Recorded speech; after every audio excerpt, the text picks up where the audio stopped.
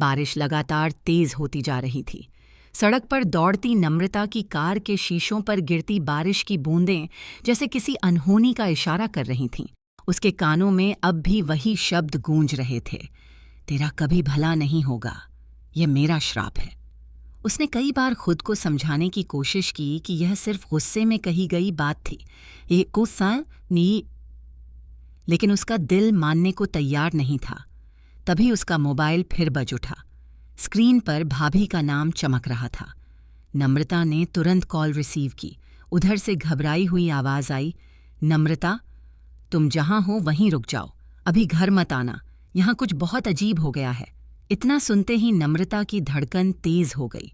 उसने घबराकर पूछा, आखिर हुआ क्या है? लेकिन जवाब देने से पहले ही कॉल अचानक कट गई। उसने दोबारा फ़ोन मिलाया, मगर इस बार फ़ोन बंद था। अब उसके मन में एक ही सवाल था, घर पर आखिर ऐसा क्या हुआ कि सब इतने डरे हुए हैं? उधर घर के अंदर का माहौल पूरी तरह बदल चुका था। कुछ देर पहले तक जहां लोग ये मान बैठे थे कि मामला खत्म हो गया है, वहीं अब हर चेहरे पर डर साफ दिखाई दे रहा था। जिसने घर छोड़ा था वह अचानक वापस लौट आया था। उसके चेहरे पर गुस्सा नहीं था, बल्कि एक अजीब सी खामोशी थी। यही खामोशी सबको डरा रही थी।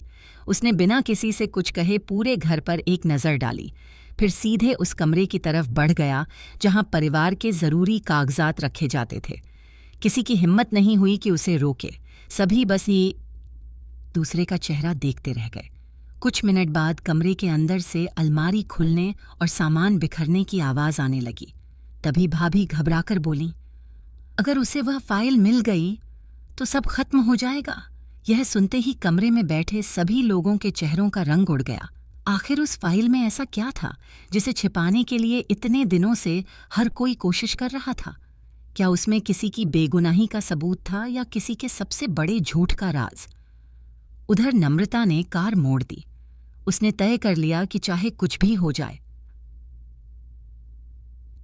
वह घर जरूर जाएगी। रास्ते भर उसे ऐसा महसूस होता रहा जैसे कोई दूसरी गाड़ी उसका पीछा कर रही हो। उसने कई बार पीछे देखा, लेकिन बारिश और धुंध के कारण कुछ साफ दिखाई नहीं दिया। जैसे ही उसने अपनी कार की रफ्तार बढ़ाई, पीछे चल रही गाड़ी भी तेज हो गई। अब उसके मन का डर और गहरा हो चुका था।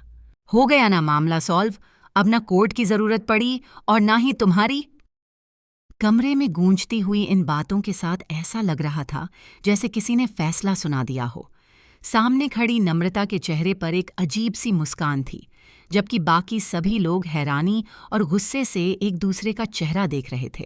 माहौल में ऐसा सन्नाटा था कि हर किसी की धड़कन साफ सुनाई दे रही थी। तभी सामने खड़ी महिला ने तिरस्कार भरी नज़रों से कहा, ये पति पत्नी का मामला है, इसमें तुम्हें बीच में आने की कोई ज़रूरत नहीं थी। तुम कुछ नहीं कर पाई और ना ही कभी कर पाओगी। उसके शब्द तीर की तरह सीधे दिल में उतर रहे थे। नम्रता ने बिना कुछ कहे गहरी सांस ली और जाने के लिए कदम बढ़ाए, लेकिन तभी पीछे से एक कड़वी आवाज़ गूंज उठी, रुक जाओ, एक लड़की होकर तुम किसी का बसा बसाया घर तोड़ रही हो। याद रखना, तेरा कभी भला नहीं होगा, यह मेरा श्राप है। यह सुनते ही वहां मौजूद हर इंसान सन्न रह गया। किसी ने सोचा भी नहीं था कि बात इतनी दूर तक पहुंच जाएगी। नम्रता कुछ पल के लिए रुकी।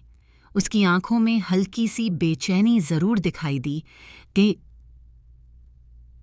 लेकिन अगले ही पल उसने खुद को संभाला और बिना पीछे देखे वहां से निकल गई। उसके जाते ही भाभी घबराई हुई आवाज में बोली, आपने गलत किया, आपने बहुत बड़ी गलती कर दी। उनकी आवाज कांप रही थी, जैसे उन्हें पहले से आने वाले खतरे का एहसास हो, लेकिन किसी ने उनकी बात को गंभीरता से नहीं लिया। सभी को लग रहा था कि अब सब खत्म हो चुका है और धीरे धीरे जिंदगी फिर से सामान्य हो जाएगी। मगर किसे पता था कि यह सिर्फ तूफान से पहले की खामोशी थी। उसी समय अचानक कमरे में रखा मोबाइल फोन बज उठा। घंटी की आवाज ने पूरे माहौल को और भी ज्यादा डरावना बना दिया। सभी की नजरें फोन पर टिक गईं। किसी की हिम्मत नहीं हो रही थी कि कॉल उठाए। आखिरकार कांपते हाथों से फोन रिसीव किया गया। दूसरी तरफ से घबराई हुई आवाज आई, हेलो भाभी, वो घर वापस चले गए। बस इतना सुनते ही जैसे सबके पैरों तले जमीन खिसक गई। जिसने भी यह खबर सुनी उसके चेहरे का रंग उड़ गया। कमरे में मौजूद हर व्यक्ति समझ गया कि कुछ बहुत बड़ा होने वाला है। लेकिन आखिर वह घर क्यों लौटे थे? क्या उन्हें किसी ऐसे राज का पता चल गया था जिसे इतने दिनों से छिपाया जा रहा था, या फिर वह बदला लेने वापस आए थे? किसी के पास इन सवालों का जवाब नहीं था। उधर नम्रता अपनी कार में बैठ चुकी थी।